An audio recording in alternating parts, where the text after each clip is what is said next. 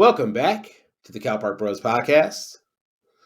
Jason and I were just discussing the pitfalls and the pros to doing your own research. Speaking of doing your own research, Jason, we had to do a lot of research because Chicago teams were killing it this week. And I can't believe it. You're going to make me talk baseball again, you son of a bitch. The Chicago White Sox have had an amazing campaign, winning the AL Central Division. But unfortunately, their season has come to an end. Are you hopeful for the future regarding this team, Jason? First off, yes, I am. And going just to mention here, the reason why we're talking about this because Sunday, October the 10th, the Sky, Bulls, Bears, and White Sox all won on that day. So we thought that was pretty amazing to have the teams all in the news.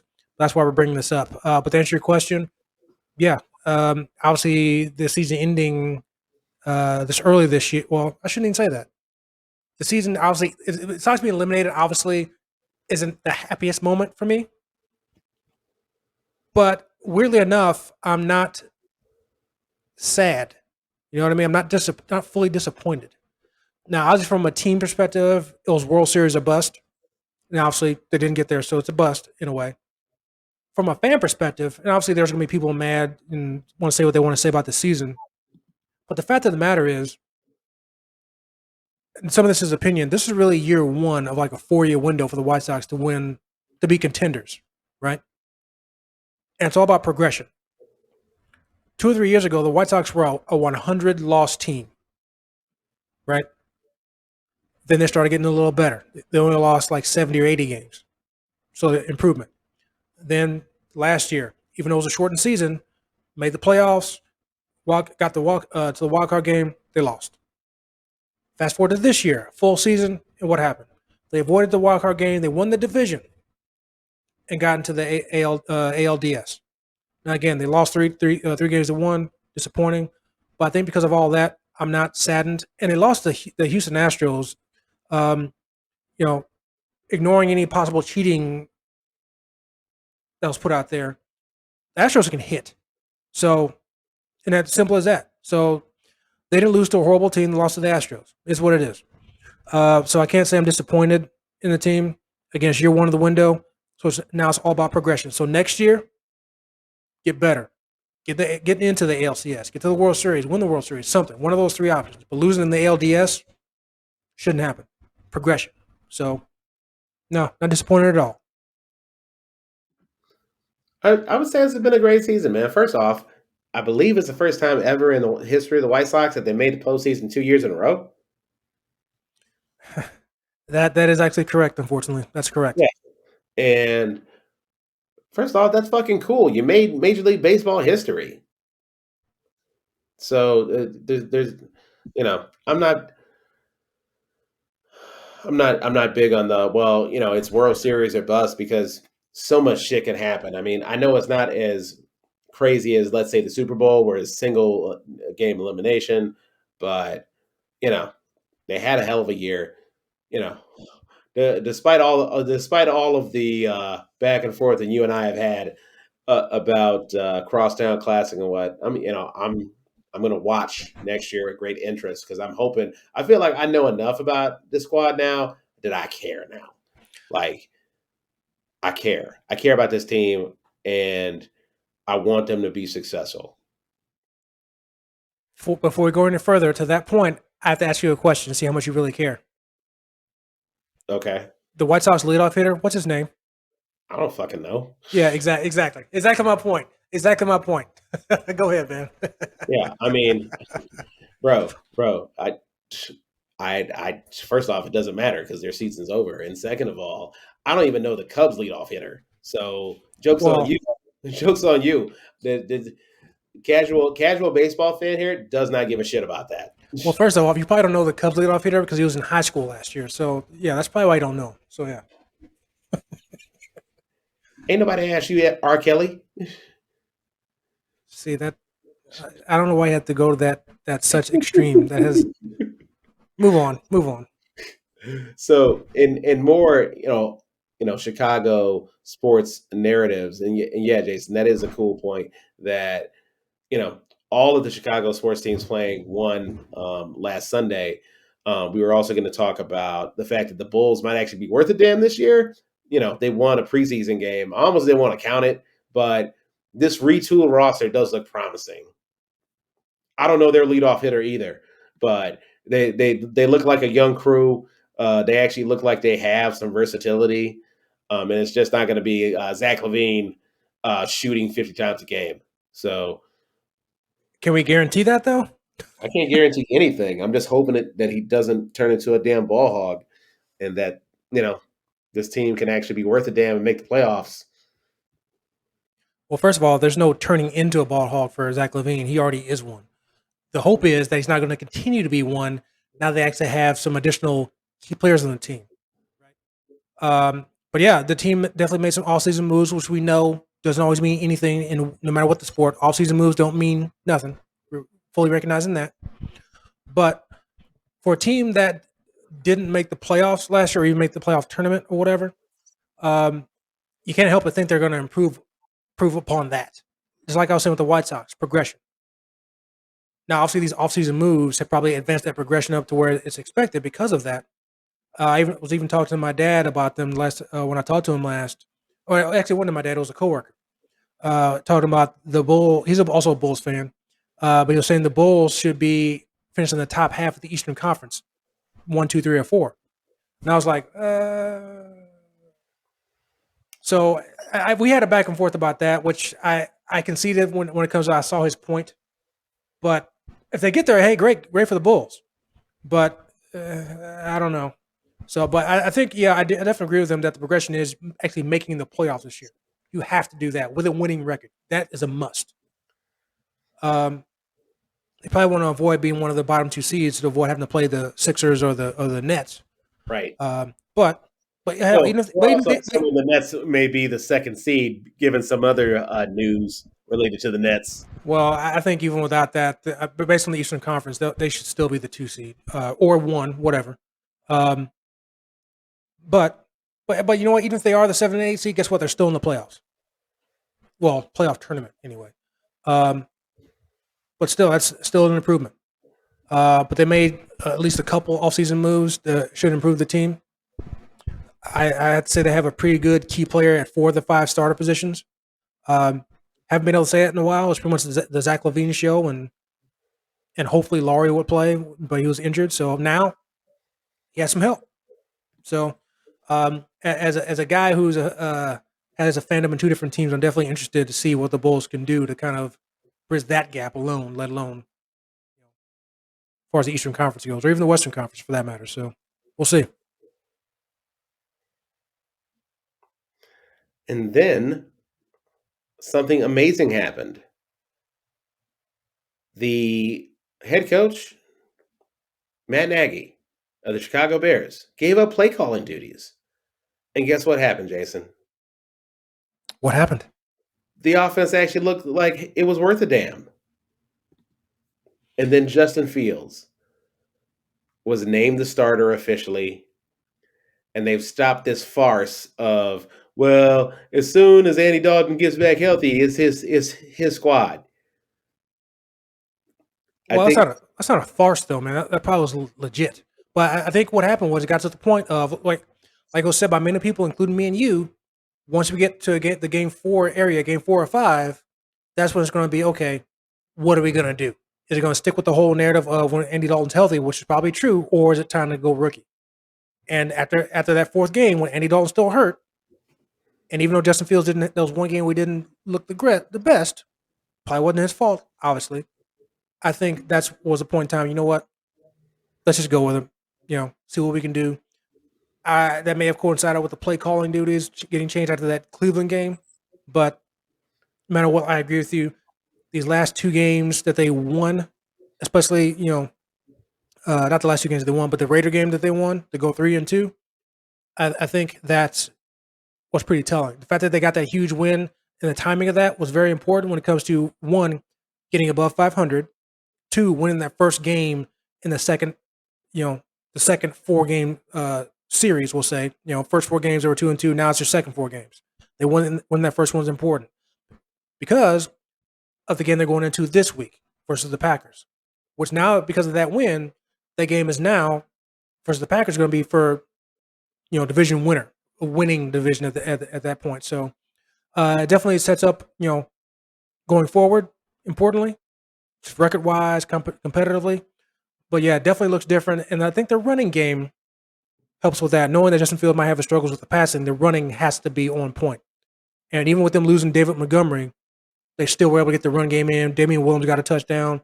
I believe in the last game they ran for a total of 143 yards. I'll take that. I'll take that. Yeah, Justin Fields looked very promising out there, and ultimately, I just need Nagy to stay away from the play calling duties. Truly, because if he listen, he may not like saying that he got to be okay with it. He know he got to be okay with it if he want to keep this damn job. Well, I mean, if he's not going to be the one calling plays in the Packer game, and I would assume he's not, and if he's not, and they want to win the game, and the offense looks halfway decent, I don't see any argument that can be made as to why he should take it back. I mean, at that point, you'll be 4-2. You'll have beaten the Packers. You'll be winning the division. You will have won 2 or 3 games in a row, I think that is. So, what reason would you have to go away from that? So, I don't know. I mean, well, obviously, we'll see because you never know. It could be an ego thing, it could be pride, but I agree with you. Even Nagy and Pace have to know that their jobs are on the line. They have to know that. They hear stuff in the media. I'm sure there's been discussions that we're not going to know about officially, unofficially. They had with the higher ups within the organization that go above Ryan Pace. So I'm sure they know. They're not dumb. They know. So they know. facts, right? Facts. But yeah, definitely glad to see the winning direction. Again, obviously, fingers crossed that they can actually keep. And even if they lose to the Packers, at least don't look like crap. Play well against them. Take it down to the last possession, the last quarter, whatever. But don't have a repeat of that Cleveland game and nowhere close to it. So,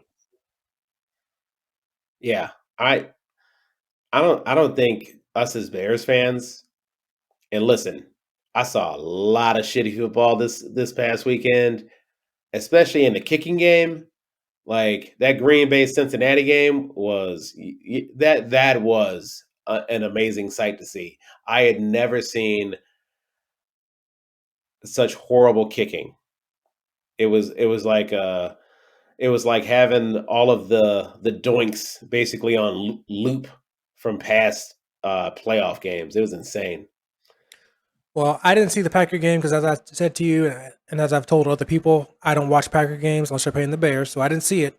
But I did see on a lot of sports mediums that across the whole NFL, there were 11 extra points missed, or 12 in the whole week. So yeah, there was a lot of missed kicks and missed opportunities from that. So um, fortunately, it didn't affect the Bears game. Bears win. Got a much needed win in Vegas on the road in their new stadium. We got the last loss for John Gruden on his career before he, basically ended it for off the field stuff. So, but yeah, go Bears, bear down. And then last but certainly not least, this is a squad with the highest stakes, the Chicago Sky, doing exceptionally well. They won on Sunday. They are in the WNBA Finals. And this is the first time since 2014 for the Chicago Sky, by the way, when Elena Deladon was running the show in Chicago. And it's I personally, I hope the Chicago Sky win. Number one, it'll be another championship for the city of Chicago, but also I really would hope it would happen because I've always been a really, really big fan of Candace Parker, um, even when she was playing in college in Tennessee. Yeah, I mean, obviously, I do recall Candace Parker when she was playing for high school ball in Illinois. Because back when I was younger, I would still watch those high school championships being played on TV because they played them in Chicago. And Candace Parker was obviously a stud, playing for Naperville Central, I believe. Um, And then, of course, she went on to the University of Tennessee playing under Pat Summitt. So she took advantage of that and went on to the WNBA, being a big star there. So, but yeah, this is our first season playing for the Chicago Sky, coming back home to, um, play for the hometown WNBA team, which I thought it was very amazing the fact that in her first season they made it to the finals. And how cool would it be for the hometown girl to bring the Chicago Sky a championship? That would be pretty awesome. And also, too, the fact that the Chicago Sky in the regular season went 16-16, they were a 500 team. But then the playoffs happened and they caught fire. And it's interesting too. The WNBA playoffs is set up to where the first two rounds are single elimination. You play one game, you move on, you lose, you're out. So those first two rounds, they won each of those rounds. They went on to the semifinals and played the number one seeded Connecticut Sun, and they beat them 3-1. So, and now obviously they're up 1-0 over the Mercury. So they're in a good spot. They got to win 2 more games and win the championship. The next game is at home. Game 2 on tomorrow. They win that, they'll be in a great spot. They'll be in a great spot. Actually, take that back. The first 2 games are in Phoenix. So game 2 on Wednesday is in Phoenix. So technically, they really don't have to win that game. They can always come back home and defend the home and then take it over there. And that'll be even more awesome. Win the championship after this season in your home court. So as long as they win, it'll be awesome. But yeah, I wanted to talk about this one the most. As much as I was excited about the White Sox winning on Sunday to continue the series, I was really excited about this. I will say that I don't keep full track of the WNBA. I'll admit that. So to find out that they were in the finals, I was like, really? I was excited. I knew this was Candace Parker's first season in the WNBA. So when I first saw that they were in the finals, that was my first thought. Oh, Candace Parker might get to win another championship, win a championship for Chicago. Let's do it. I agree with you. Another championship for Chicago, which I believe will be 16, 17, something like that. Not that I'm keeping count or anything. But yeah, and I will say that I've never been a proponent when it comes to fandom myself for women's basketball. Um, Before I thought the game was just too different from the men's game, which now that I've gotten a little older, I realize that's probably not necessarily a good thing to compare the games. But then also, just because it's not the same as the men's game doesn't mean it still can't be good. So now that I've gotten a little older, I've gotten a lot more respect for the not female players, for the WNBA players.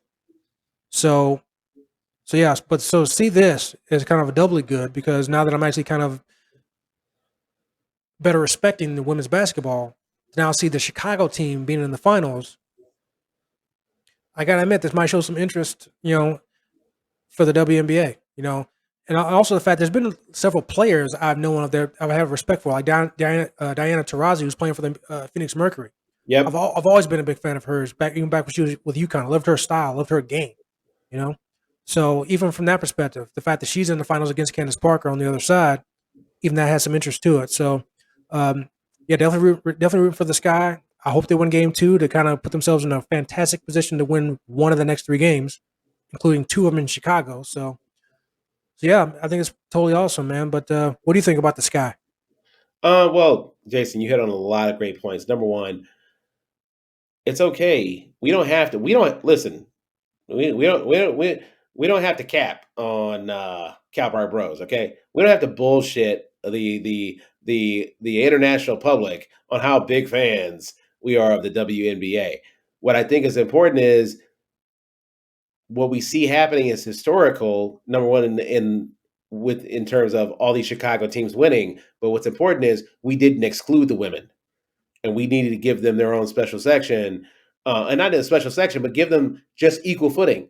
Like it's so often that you'll have a sports show or a sports segment on like a local radio or a national radio, and they totally act as though the women aren't participating at all.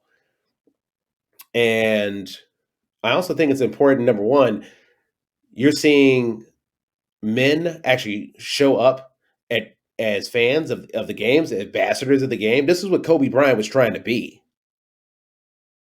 You know, trying to be an ambassador for the game. That's stepping up. But also, I realize I'm walking into a sporting goods store. I see hella Chicago Sky stuff, and I'm like, hey, I can actually buy this shit. So that's a good sign for the women's game. Now, one thing I was going to ask you because you brought it up, what would you say to someone if they tried to say that a championship means less because the team had a less than stellar record in the regular season? I would say this. We see that occasionally, well, not occasionally, we see that in the men's college basketball tournament. That there are teams that get in there that don't have the greatest of records, but they're like a 16 seed or whatever it may be, which obviously most times they don't have a great chance to win it all, but they still get a chance to win at least one game, maybe two, you know? So the fact of the matter is, even though they were 16 and 16 and still got in the playoffs, okay, that means that these other teams that are supposedly way better should beat them, right? But they didn't. The first single game elimination game, they won that. Now, we'll say that like you mentioned the other day, that Chicago Sky was the 6th seed. So in that first game, I believe they played like the 8th seed. So they probably should have beat that team. But then after that, they're playing seeded teams that are much higher seeded than they are. So they should have lost to them. So that second round single elimination game, they should have lost that, but they didn't. They went best of 5 against the number one seeded team in the league. So they should have lost that game, right? Or lost that series, right? But they won that 3-1. That's in a lot of circles. That's domination. And now here they are in the finals against another good team, an experienced team, a team that's won the WNBA championship before. In fact, the team that actually beat the Chicago Sky, the one and only time they've been in the WNBA finals, back in 2014, like you said. And Diana Taurasi was on the Phoenix Mercury back then as well. So the Sky have lost to the Mercury before in the finals. So here we are again. So what I say to that is these other teams had the chance to knock them out, but they didn't. So my thought is, so what? Perfect response. Yeah, if you have a problem, if the other teams had a problem with them being in the playoffs, you had a chance to beat them. In some cases, this team's had a chance to beat them 4 times, and you can only do it once. Now the Mercury had their shot. We don't know what's going to happen in game 2, 3, 4, or 5 if they all happen, but that's what it is. What I thought you were going to ask me was what I say to people who might not want to count this as a championship for Chicago. Oh, I don't give a fuck about those people because fuck those. Exactly. It's yeah. I mean, no matter what you think about the WNBA, like I said, I had a similar opinion before. So if somebody wants to have that opinion, it is what it is. That's your choice. But it's still a professional league's championship. And in some cases, it's a professional league that plays one of the major sports in this country. So to not count that as part of the city's championships, world championships, I think that would be a farce because they definitely won it. And I would say the same thing even if the Chicago Fire won a championship.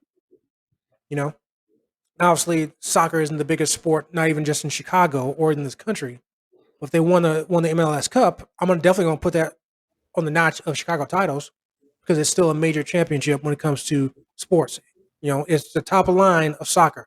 Just like when it comes to women's basketball, the WNBA that's the top notch. So I'm still going to count that for sure. So yeah, all that stuff when it comes to should they have been in the playoffs, should it matter because they're subpar record, or because they're a women's team that doesn't count. Come on now, that's silly talk. So that doesn't mean people won't try and say it. No, Jason, what I was going to say is every time I think about a team with kind of a meh regular season record, I think about 2 scenarios. Number one, New York Giants, wild card. Eli Manning, the God, literally struck down a god called Tom Brady in the Super Bowl. But we can keep it basketball. Houston Rockets, they were a 6th seed the year they beat the Magic. Mm-hmm. I mean, they had to go through the gauntlet in the Western Conference. They beat Charles Barkley and the Phoenix Suns. Or even this, for example, in the 2006 St. Louis Cardinals, they only won 83 games. Only won 83 games. which by far isn't the best record of all for any playoff team or even just in general. Did this team have a good season? 83 wins? Not really. But guess what? They got in the playoffs, and we all know what happened at that point. They won the World Series. Who they beat So that year? the Detroit Tigers. Yeah, Crazy. that championship is always going to be looked at as a nightmare for me. But they still won the championship.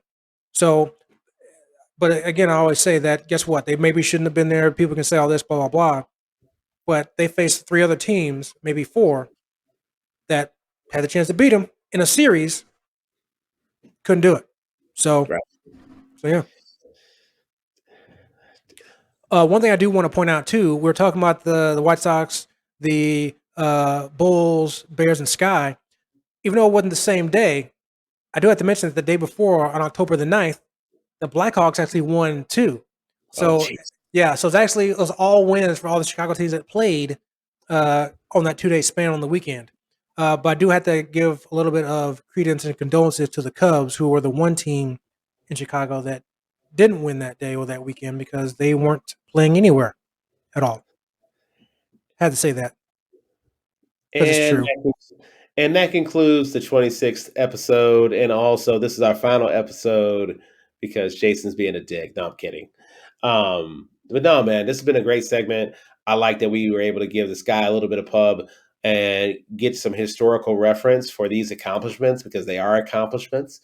And even in the case of the Cubs, those are accomplishments too. So, coming up, we'll wrap up the show and close it out with our final thoughts.